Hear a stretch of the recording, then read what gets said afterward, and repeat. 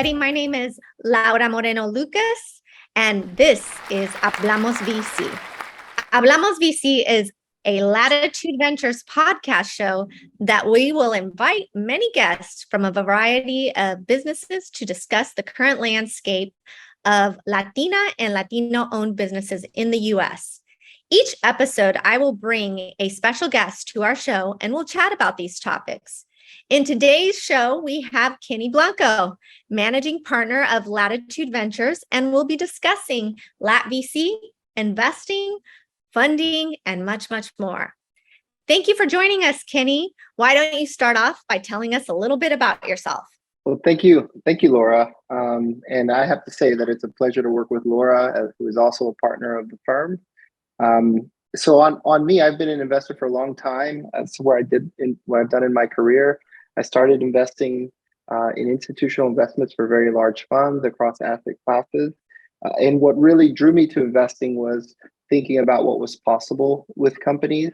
And most of my training was in pricing companies, but I always wanted to be more involved. And that's what drew me to private markets and to venture, was my ability to do more than just provide capital. It was to help businesses grow faster, be more efficient, hire the right people, build the right technology, have the right processes.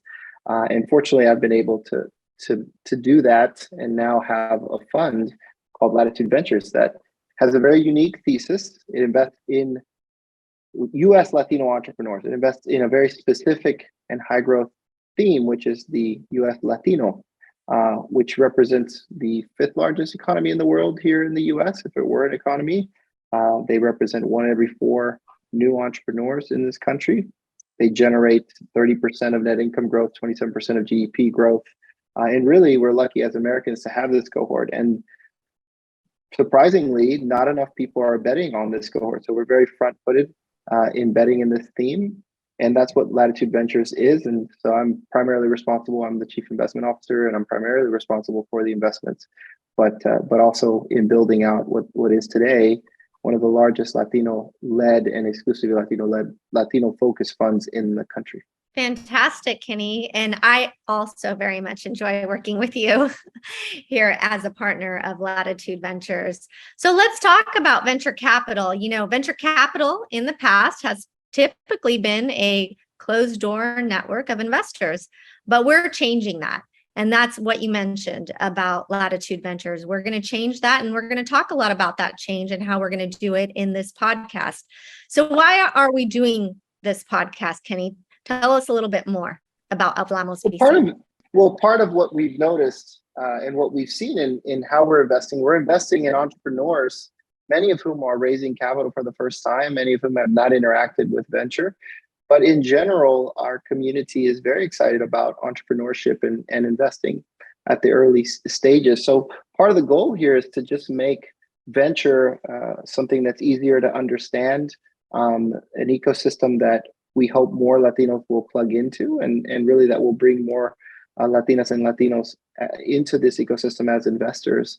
So really, it's about making it easy, having people have a place and a series of educational elements that continues to grow the focus on the Latino cohort, but also just to focus in these early stage investment opportunities. Amazing. And I also think we want to make it fun, right? We want to make it engaging. We want our community to feel the vibe that we bring as Latinos, as entrepreneurs, because when we get into a room together, it is just phenomenal what we can build.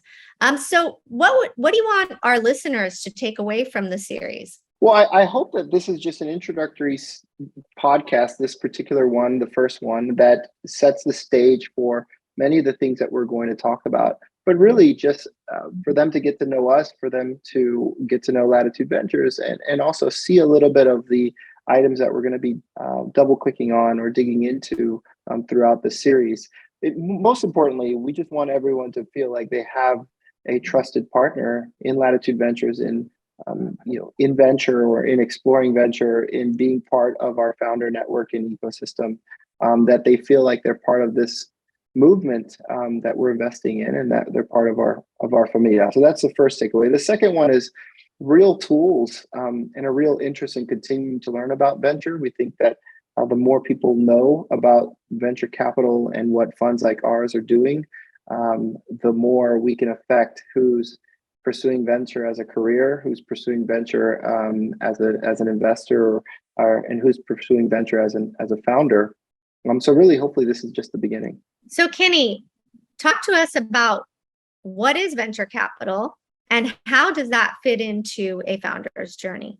Yeah, so venture capital is one source of capital and time in an entrepreneur's journey that's very early. But let me just start by saying this is the typical journey that you can see as a founder. You start off and you may self-fund or bootstrap, as people may say. And then your company starts getting revenues and you attract a certain investor. And then you start having profitability. And then you attract a different set of investors. And then as you grow and become much larger, then there's an entire ecosystem. That's very broadly put. But more specifically, as many of us know, that if we're entrepreneurs and we go to a bank will ask us for personal guarantees. Banks want to see profitability. They want to see cash flow. And that doesn't help when you're just starting out as a founder and you have a startup. So that's where venture comes in. Venture capital is really the first time that you raise capital as a business. And you know that there are very few places where you can get capital. Venture capital is your first investor. And as such, that is the highest risk point in your company. It's the highest risk point for that investor. And there's a reason for that, naturally, and where your company is. That is the solution that venture brings.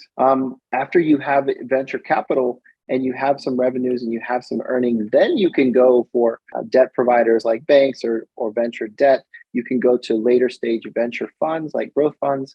Then you can move on to what they call private equity or traditional investors, institutional investors. And then lastly, you can access the major markets like the capital markets if you go public and you have shareholders, which Laura, you're very familiar with. But that is one of the many journeys that companies can take as they grow. Early on, really, venture is your first and only source of capital, and it is as a result the most expensive. Let's talk about you somewhat shared how we're helping them in this process through helping them not only with capital, but with mentorship and building out the advisory. So let's talk about how we are helping our portfolio and even the broader ecosystem, like even with this podcast, sharing some of that educational knowledge to the broader community. So if you want to share any examples that you can think about that where we've made a really big impact. I know we're making impact across the board, but if you had an example, what would you like to share? Yeah, so I think that is a criteria. It's not in it. It is explicit. Is one of our investment criteria is how we can help, and we need to be able to help. Part of that is because we want to have a close relationship with our founders, and if we can help, then that means that we're helping, and that means that we're able to engage with the founders much more closely. But the other one is for us to manage the risk and return of the company. If we know we can help, that does adjust the risk profile. And so we do that in many ways. If we can't help because we don't have expertise, we will pass, but we will introduce you to other investors that are specialized in that space and that actually can help. So if we cannot help, we do pass. But if we can help, we really want to be able to help meaningfully. Easy ways that we help is that we bring our own coaching and kind of experience. As I mentioned, we have Sol and Oscar, Gary, Laura, myself. We can all give institutional global experience and advice and guidance. But more importantly, we connect very, very impactful and talented advisors with our founders. We have a very large network of advisors, strategic advisors, former CEOs, current CEOs, former founders, former regulators that we can engage with these companies, help them think about how they're scaling, and help them with specific problems around their problems or questions. The last way that we help is by ensuring that founders are best utilizing resources. So we bring them not only educational resources, but we bring other service providers, other resources so that they're efficient with their capital. We help with talent.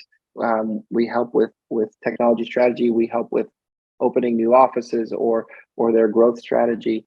And we also help these founders think about what strategic partners they need in their journey. So we make many introductions to strategic partners, enterprise customers, potential customers. To them, we have relationships with CEOs of some of the largest technology and retail companies, banks in the country, and we will start positioning these founders with these partners for their journey. And obviously, we also meet with founders on a frequent basis. Laura, you and I have recurring calls with all of our founders. We're just there to be sounding boards and to help them with any questions that they may need. Obviously, we have interest in them in retaining their wealth. So we talk a lot about their capital plan and their capital strategy. We have an interest in them hiring Latinas and Latinos, so we help with their hiring and their talent strategies, and we also help with how they're ultimately affecting their stakeholders in their communities. So Kenny, we've been talking a lot about what kinds of companies get funding from venture investors, and then what founders should know about venture capital. There is a perception out there that most companies that are venture backed have to be technology companies. So let's play a little game. I'm going to shoot over some companies, their names, and then you tell me, are they venture backed, backable or not? Let's go. Ice cream shop. Oh, an ice cream shop, I think it would need to be a different type of product. Let's say non-dairy, a new ice cream manufacturing process, something that is new, that is more scalable, that doesn't rely on dairy, that has a much more efficient supply chain. Okay. And that's developed innovative machinery, right? So it wouldn't be the ice cream shop itself. It would be how they're sourcing their product and innovative ways that they're doing that. Well, thank you everybody for tuning in. I'm so excited for our next episode. One of the key investments that we've made over the last month was in a outstanding company called Nopalera with Sandra Velasquez. It's an incredible brand that's meeting the luxury space for Bath and Body. So I am really excited to not only hopefully speak with her, but also share some of the key moments that she had at the Latitude conference that we just ended here 2 weeks ago. So thank you everybody for watching. Adios, nos vemos, ciao.